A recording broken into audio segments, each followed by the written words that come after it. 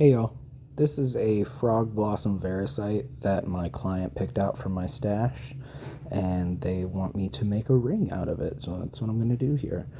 First I'm going to outline the shape of the stone, and I'd like to have a border around the stone, so I'm just going to use my calipers here to trace that out. And then we gotta saw that out, so we're just gonna lube up the saw blade here and get to cutting.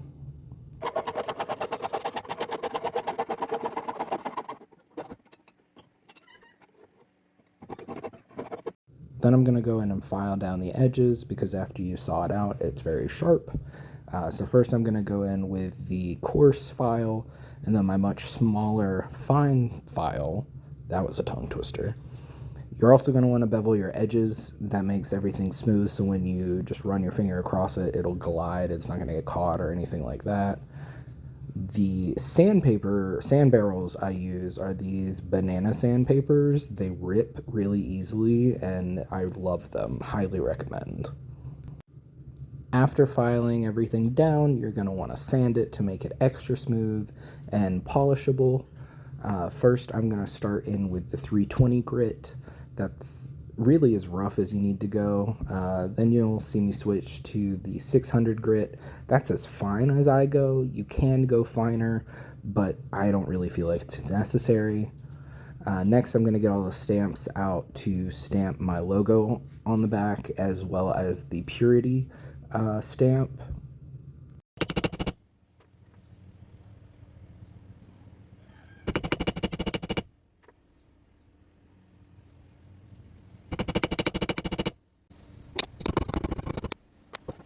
In stamping it, it gets warped, so you're just going to flip it over and hammer it back flat.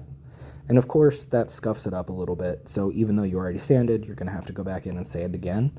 The reason you want to sand first anyways is so that your stamp comes out really smooth and polished, and then you just have to sand again.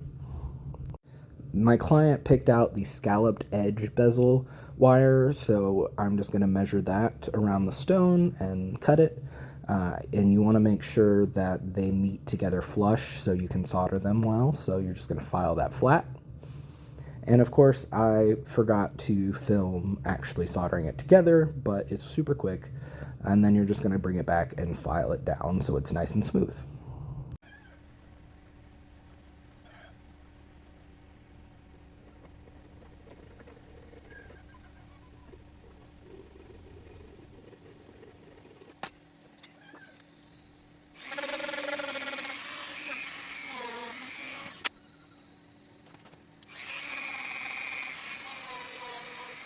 Then to make sure it fits around the stone properly, you just pop it in and kind of mold it around it a little bit, and then you can just pop it back out.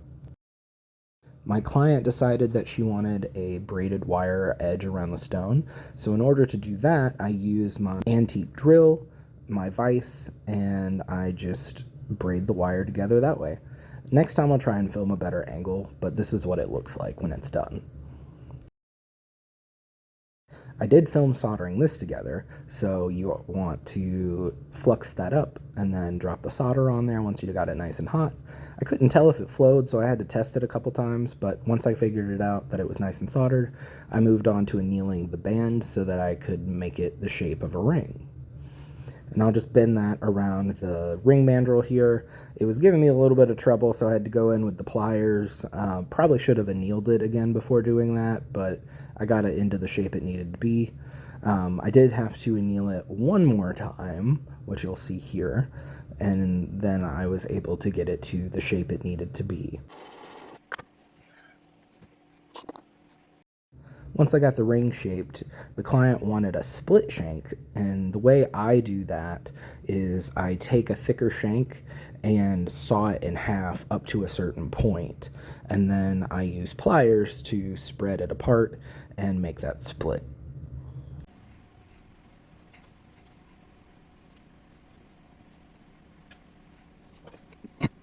Once I'm sure those are nice and even, I'll file it flat so that it'll solder to the back of the ring plate a little bit easier, making sure to sand down those inner edges first.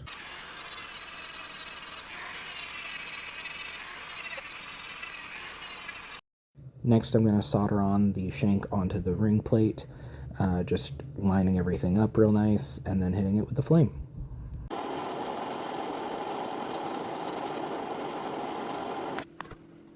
Next, I've flipped over the ring. The shank is inside the pebbles there, and I'm going to solder on the bezel and the edge wire.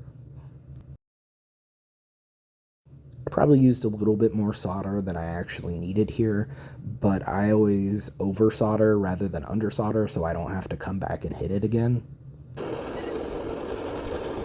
I really like this soldering pan because it spins easily, so I'm able to hit my piece from multiple angles relatively quickly and easily.